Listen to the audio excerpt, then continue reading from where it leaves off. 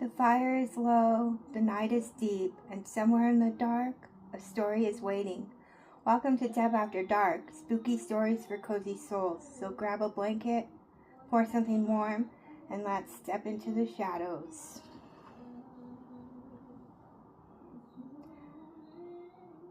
Possession at Blackwater house. The first thing Evelyn noticed was a smell. Not rot, not sulfur, something older. Wet earth after a grave has been opened. The scent drifted through the halls of Blackwater house every night at exactly 3:13 a.m., curling beneath her bedroom door like invisible fingers. By morning it was gone. At first she blamed the old pipes, then the scratching started. 3 slow drags across the walls every night, always closer.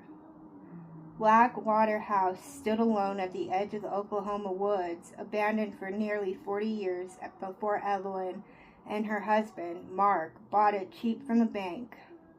The realtor had laughed nervously when she handed over the keys. "Needs a little love," she said. She never mentioned the deaths. Evelyn discovered those herself.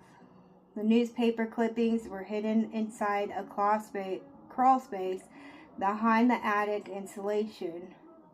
Yellowed articles described the disappearance of the Whitmore family in 1971. Mother, father, young daughter, gone overnight. No bodies ever found. Only one detail appeared in every article. Neighbors reported hearing the daughter singing in the woods days after the family vanished. Even though the child was supposedly missing, Evelyn should have left then. Instead, she kept reading, because beneath the final clipping, someone had scrawled a sentence she jotted in jagged handwriting: "She doesn't let them leave." That night, Mark began talking in his sleep. At first, it was harmless muttering, nonsense. Then came the voice. Not his. A woman's whisper crawled from his throat around midnight. "You opened the wall." Evelyn froze beside him. Mark's eyes remained closed, his lips stretched into a smile far too wide for a sleeping man. She was lonely in there. Then he began laughing, low, wet, not human. The next morning, Mark remembered nothing. But things changed after that. He stopped sleeping, stopped eating.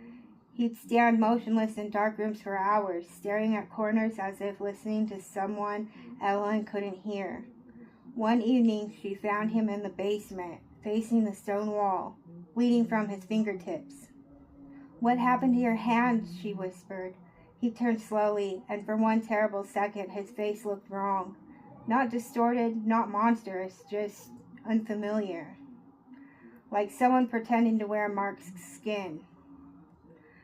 "She wants quiet," he said calmly. Then he slammed his own head into the wall. Once, twice, again. Blood exploded across the stone before Evelyn dragged him away screaming. The hospital found no concussion, no explanation. But when they returned home, the house felt different. Warmer, occupied. Evelyn began hearing footsteps overhead when nobody was upstairs. The little girl's singing drifted through heating vents at night. And every mirror in the house slowly darkened around the edges, as though something was breathing beneath the glass. Then came the bruises. Finger-shaped marks appeared across Mark's chest while he slept. Sometimes words: mine, stay, hungry. Evelyn begged him to leave with her, but Mark only stared blankly. "We can't," he whispered. She's underneath." That was the first time Evelyn heard the knocking from below the basement floor. 3 knocks, pause, 3 more. Something trapped beneath the foundation or trying to get out. The power died the following night. Rain hammered the windows while darkness swallowed the house whole. Evelyn lit candles and searched for Mark room to room. She found him standing in the attic, facing the far wall. The insulation had been ripped open. Behind it, was a tiny wooden door she had never seen before, and from the crack beneath it came the smell of wet earth. Mark turned toward her slowly. His eyes were completely black, not shadowed, black, like deep water in midnight. "She's been alone for so long," he said in that same woman's voice. Then the door behind him creaked open. The little girl stepped out, bare feet, mud-covered nightgown, long black hair hanging over her face. But her movements were wrong, twitching and jerking like a puppet dragged by invisible strings. Evelyn stumbled backward. The child lifted her head. There were no eyes beneath the hair, only darkness. And inside that darkness, dozens of moving shapes, faces, screaming silently. The girl pointed at Mark. "He opened the door," she whispered. Then she pointed at Evelyn. "You look inside." The attic suddenly shook, the walls groaned, and from beneath the floorboards came hundreds of frantic knocks. Boom, boom, boom, boom, boom. The house was waking up. Mark lunged at Evelyn before she could run, his hands wrapped around her throat with impossible strength as black liquid poured from his mouth into her skin. The woman's voice screeched through him now, layered with dozens of others. "She needs another heart." Evelyn clawed desperately at his face. Then she remembered the clippings, the crawl space. One article she barely noticed. The Whitmores had practiced seances. They believed spirits needed permission to enter, permission to stay. Mark's black eyes widened suddenly, as if something inside him realized she understood. Evelyn forced air into her crushed lung and screamed, "I take it back!" The entire house went silent. Every knock stopped instantly. Mark convulsed violently, bones cracking, mouth opening far too wide. And then something came out. A mass of darkness ripped from his throat like smoke mixed with spider legs, dragging shrieking faces within it.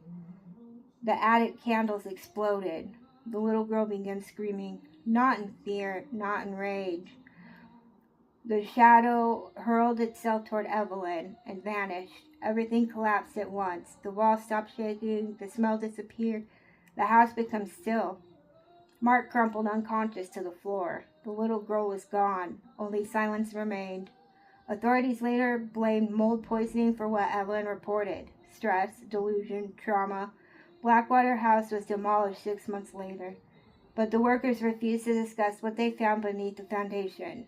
3 of them quit the same day. 1 disappeared. And sometimes, very late at night, Evelyn still wakes at exactly 3:13 a.m. to the sound of scratching near her bedroom wall.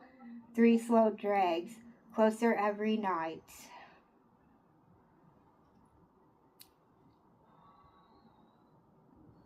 Pretty interesting. Until next time, keep the fire warm, keep the shadows close, and stay spooky, cozy souls.